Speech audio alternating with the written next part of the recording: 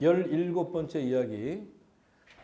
과세하는 과세자가 어떤 종류가 있으며, 그 다음에 우리 공인중개사 사무소는 간이과세가 좋을 것인지 일반과세가 좋을 것인지에 대해서 말씀을 드리고, 그 다음에 과세자 종류, 그리고 부가가치세를 간단 계산하는 방법을 이번 시간에 잠깐 간단하게 공부를 해보겠습니다.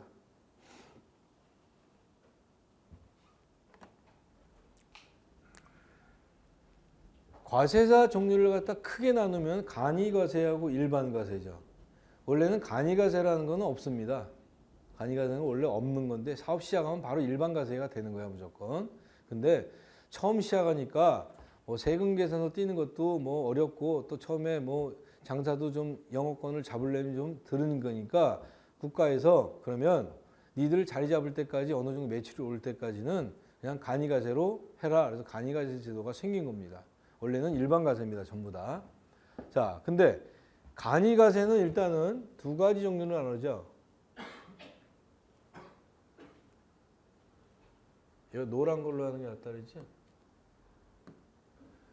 자,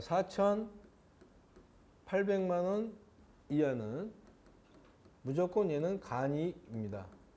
간이과세. 얘는 부가세가 발생이 안 됩니다. 신고는 해야 됩니다. 그리고 4,800만 원 초과해서 8,000만 원 미만인 경우에도 얘는 부가세는 4%의 부가세가 발생이 됩니다. 얘는 뭐라고 나와 있냐면요. 매년 7월 7일에 작년에 합산한 것을 봐가지고 4,800만 원 이상이 된다면 세금 계산서 발급 사업자 요걸로 해가지고 너 간이로 남아 있을래? 일반으로 갈래? 라고 매년 7월 1일 날 날라옵니다. 그러면 내가 간이를 포기하고 싶으면 간이 포기 신고서를 내버리면은 일반과세로 넘어가는 거예요. 가만히 있으면 그냥 간이과세를 내는 거고 4%만 내고, 간이과세로 등록이 안 되는 데가 있어요. 매출이 1년 합해가고 100만 원밖에 안 되는데 간이과세를 안 되는 데가 있어요.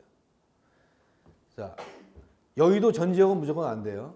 강남 일부분하고. 그 다음에 호텔이나 백화점 주변에 랜드마크가 되는 주변 있죠. 그런 데는 떡볶이 장사를 하고 이렇게 앉아 있어도 걔는 일반과세야. 그리고 전문가들, 변호사, 법무사 이런 분들, 의사, 우리 공인중개사는 아닙니다. 그렇게 전문가들 집단이나 이런 사람들은 간이과세가 아니라 무조건 일반과세로가 됩니다. 간이과세 낼 수가 없어요.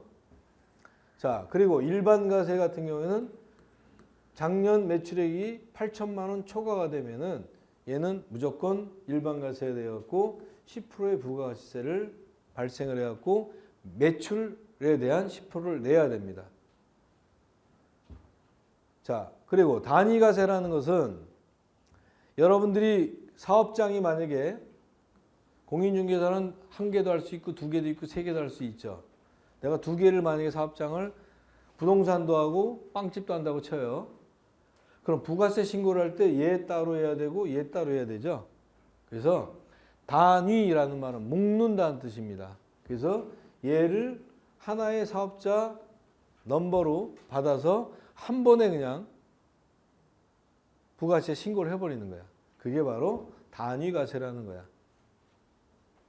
면세사업자는 이런 학원, 의료, 1차 산업들, 가공하지 않은 것들, 농업, 수산업 이런 것들 면세사업자로 구분을 합니다. 이렇게 사업자 종류는 이렇게 되어 있고, 과세하는 사업자를 크게 나누면 간이하고 일반이 있는데 4,800만 원부터 8천만 원 초과부터 이렇게 나누어진다라는 내용을 아시면 되겠습니다.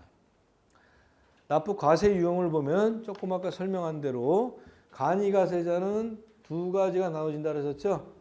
4,800만 원이냐 아니면 이상이냐. 그래서 얘는 세금 계산서 발급을 못합니다. 같은 간이가세자라도.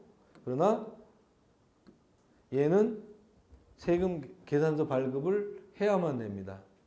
일반 가세자는 무조건 세금 계산을 해야 되고, 그런데 여기서 얘하고 차이점이 있습니다. 세금 계산서를 같이 발부를 한다 하더라도 얘는 매입 자료가 많으면 매출 자료에서 빼가지고 남으면 내가 환급을 받을 수 있는 내용이죠. 얘는 환급을 받을 수 있는데 얘는 매출 자료가 100만 원이고 매입 자료가 1000만 원이라 해도 900만 원 환급 받는 게 아니라 환급을 못 받아요. 그러니까 실질적으로 환급 자료가 나온다 하더라도 남아서 얘는 받을 수 있는데 얘는 못 받아. 그래서 너 일반 가세제로 넘어갈래? 간이 가세제로 넘어갈래?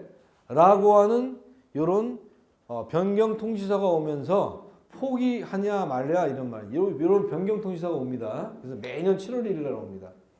그래서 포기하려면 같이 동봉된 간이가세 포기해버리면은 일반 가세로 돼버리는 거야. 아시겠죠? 그래서 요거를 신청을 하면 되는 것이고요.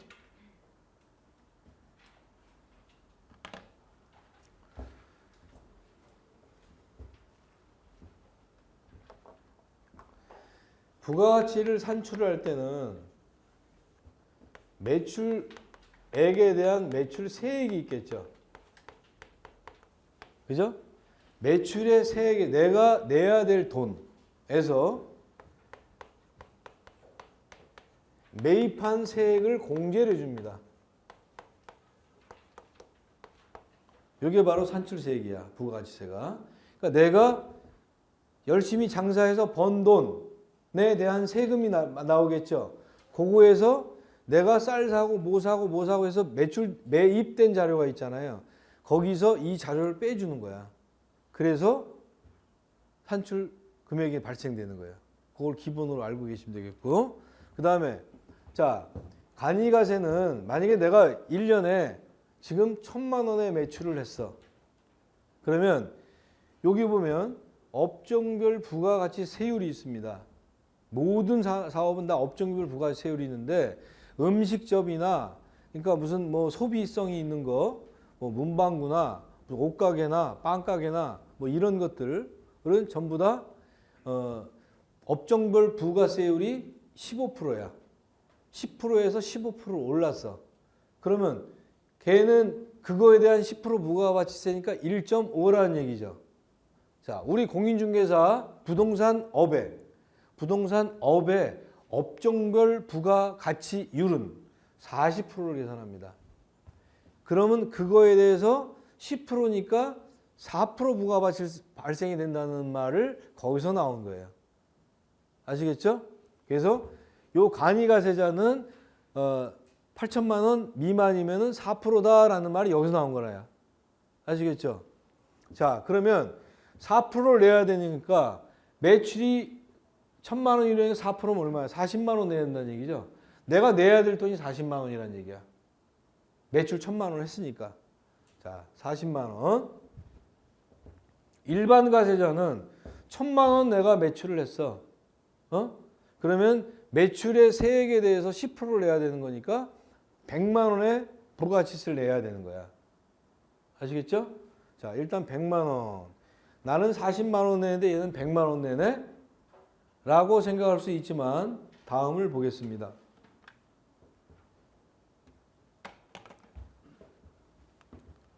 지금 요걸 전에 있는 건 요걸 말하는 것이죠. 요게 우리 일반은 간이는 40만 원 나왔고 일반은 100만 원 나왔잖아. 같은 1000만 원 했을 경우에. 자, 그러면 얘를 빼야 되겠죠. 매입 자료를 봐야 되겠죠. 그럼 매입 자료를 보니까 간이가세가 우리가 부동산 하면서 1000만 원 매입할 수 있는 게 있나? 기껏 해봐야 집세, 통신비, 뭐 카드 쓴 거 이런 거잖아. 그러니까 1000만 원이 나올 수가 없겠지. 자, 근데 얘네들은 0.5%밖에 공제를 안 해줘.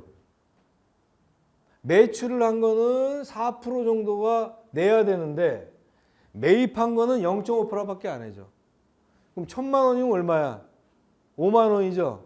그러면 아까 이 상태 같은 경우에는 1,000만 원 매출을 했고 1,000만 원 매입을 했다면 일반 가세 같은 경우는 빵원만 내면 되는 거죠.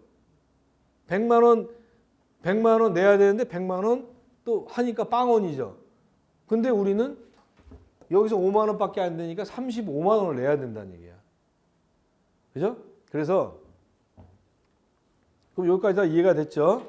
요것만 생각하시면 납부세액은 매출 아까 세액에서 부가가치 업종별 부가가치율의 40%니까 우리는 거기서 10%니까 4% 부가가치세율이 발생되는 게 내는 돈이야. 근데 매입한 돈은 0.5%밖에 안 해줘. 그러니까 요 정도가 된다는 얘기야. 그러니까 얘는 35만 원을 내야 된다는 얘기죠. 얘는 빵원이라는 얘기 아니야. 100만 원 내야 될 돈이 있는데 매입 자료가 10%니까 100만 원이 잡혔어. 그럼 얘는 빵원을 내는 거라는 얘기야. 빵원이야, 원. 그죠? 이해됐습니까?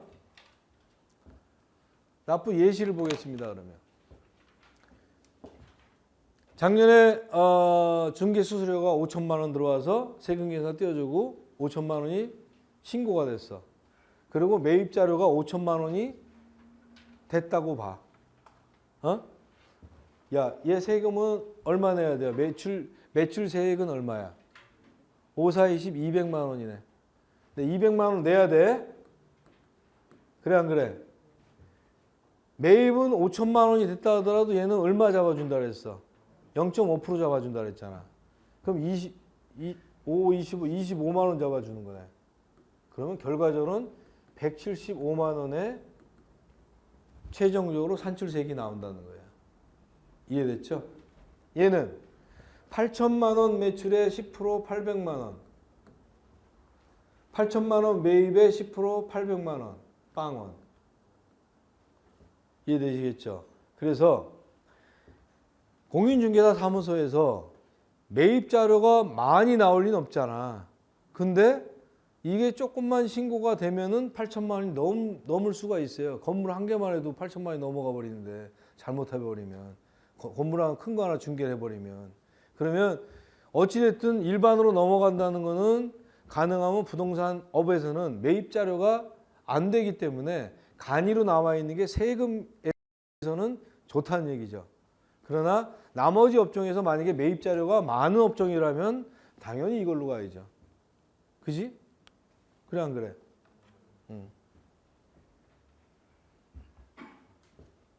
조그맣게 설명한 내용입니다. 매출세액이 간이는 4%를 잡아주지만 매입세액은 일반은 10% 잡아주죠. 그러나 매입공제는 우리 간이는 0.5, 일반은 10% 잡아주니까 여러분들은 알아서 하세요 이런 얘기죠.